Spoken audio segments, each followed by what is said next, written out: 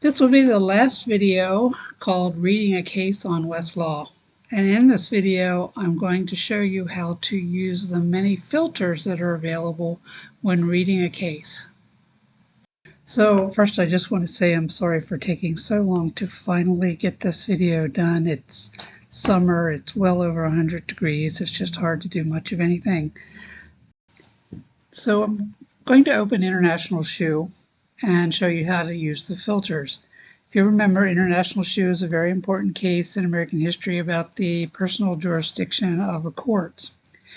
It was cited hundreds and hundreds of times, both by other cases and by secondary sources and pleadings and so forth.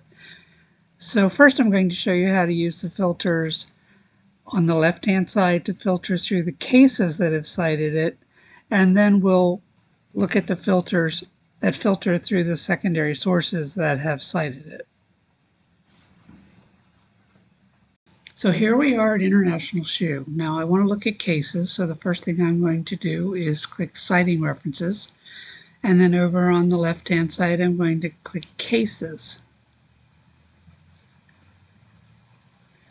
Now I'm just going to scroll down and show you where the filters are for cases.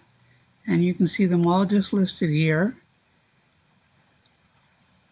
Now before we go any further, I want to mention that there's two ways to choose the filters that you want to use. You can either do it where you pick one filter at a time, in which case Westlaw will take a moment to run that filter and then adjust the findings. And then you go on to the next filter, and then it'll take a few moments to run that filter and adjust the findings. So this way is a little more time consuming, but some people prefer to see the numbers adjust as you make certain changes. The other way to do it is to make a simple adjustment to the settings, and then you can pick all the filters you want before you apply them, and then it only has to take one little moment to run the filters and present the findings. So it's just a matter of personal preference which way you want to go. The only thing about it that annoys me is sometimes I forget to turn that little adjustment off, and I find that I'm getting different results than I was expecting when I thought I was only running one filter. So just remember whether you have it turned on or off and what it is you're hoping to do. So let's start with jurisdiction. You see here you can pick the type of court you want, in this case state or federal, and there's a couple others, but we'll just stick to state or federal. And if you click those little pluses in front, you can actually pick the particular court, such as Ninth Circuit or Central District of California or Supreme Court. So let's click just federal and wait for the results. And now you can see how the number of cases has declined quite a bit. Now let's do date. There's quite a few ways you can adjust the date. You can see here it's set for all. You'll just have to play around with these a little bit, but I'm going to say all cases after a certain date, and we run and get the results. And now we have all federal cases from after 1990. I'm going to skip depth of treatment for now and come back to that. Let's look at filtering by headnote number. Now, as a refresher, you know, International Shoe has a lot of headnotes, and those headnotes have topics and key numbers in them. Suppose you've identified 2 or 3 or 4 of those headnotes as being about issues you're interested in.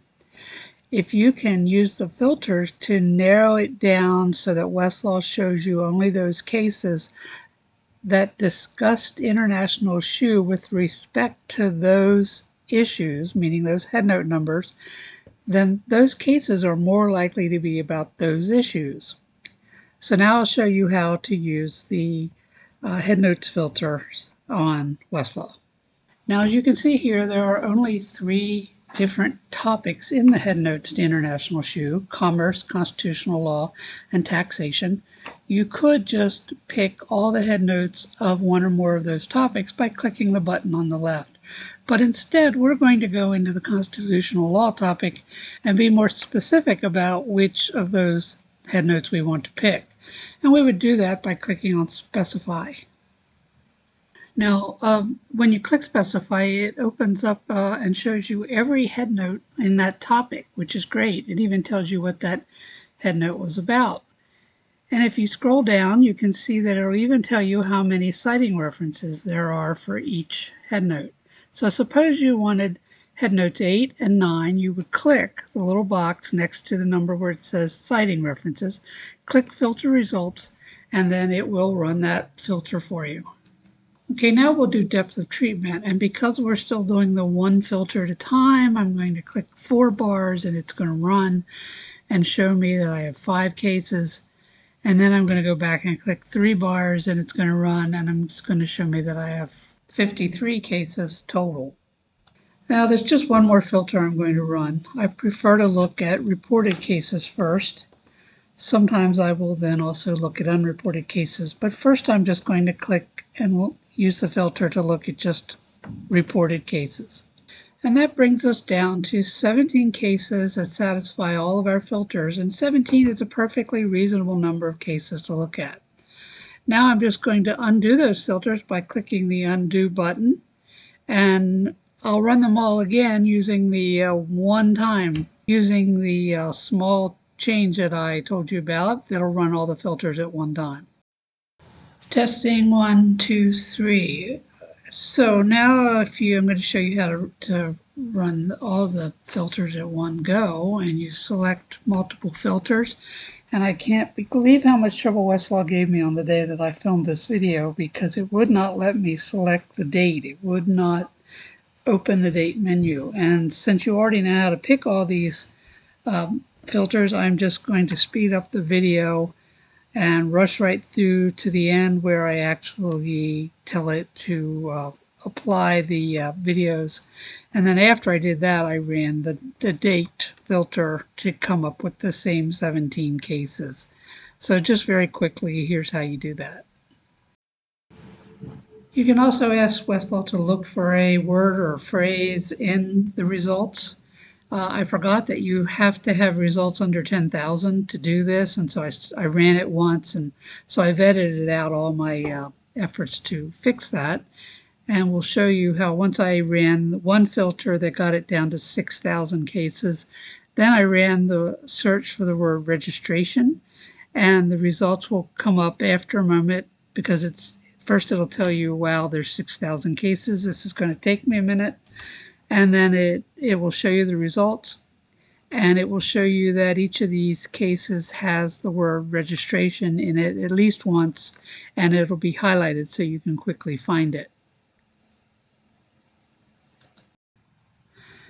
We're very close to my preferred 10-minute limit for these videos, so I'm just going to show you this very quickly. Go to citing references again. Go to secondary sources, and you'll have a list to choose from. It just depends on what has cited this.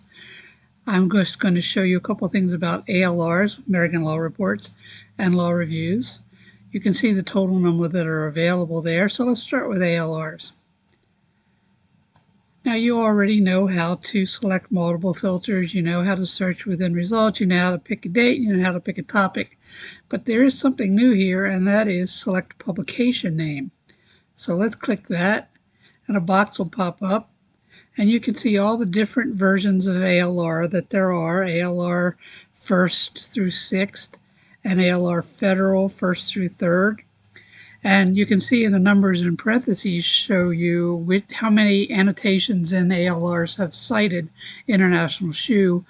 There have been none in Federal 2nd or Federal 3rd, but there's always been at least one in each of the others. So maybe you really only want to see the ones that are the most recent. So you might just pick ALR 6th, which will put it over there. Maybe you also want to see the ones that are in ALR Federal. So you put that over there, and that selects these two. So now it will only look for annotations that are in those two versions of ALR. You run the filter, and now we're down to 6. Now I'm going to undo that filter and look at law reviews. Law reviews, of course, are scholarly publications, often by law schools. Again, you know how to select multiple filters. You know how to search within results. You know how to do a date. You know how to do a headnote topic. Again, let's look at publication name. The difference here is that I'm pretty sure if a law review article doesn't have any articles, if a law review doesn't have any articles that have cited, it won't be listed. Go with Pepperdine, and you want to go with the University of Laverne, which is also in California. You want to go with UCLA, and you want to go with UC Davis, and there's Stanford, and there's Cal Western, and there's others. So whichever ones you want to pick, you filter, and then your results will show you just the articles that have been published in one of those law reviews. And that's basically the only additional filter that's available, at least for ALRs and law reviews. So that's how to use the key cite filters when you're trying to read a case on Westlaw. Now I'm going to be leaving for a couple weeks at the end of the month to go back to the East Coast and get out of the 120-degree heat. And when I get back, we'll go on and do the videos on validating a case and then how to find cases.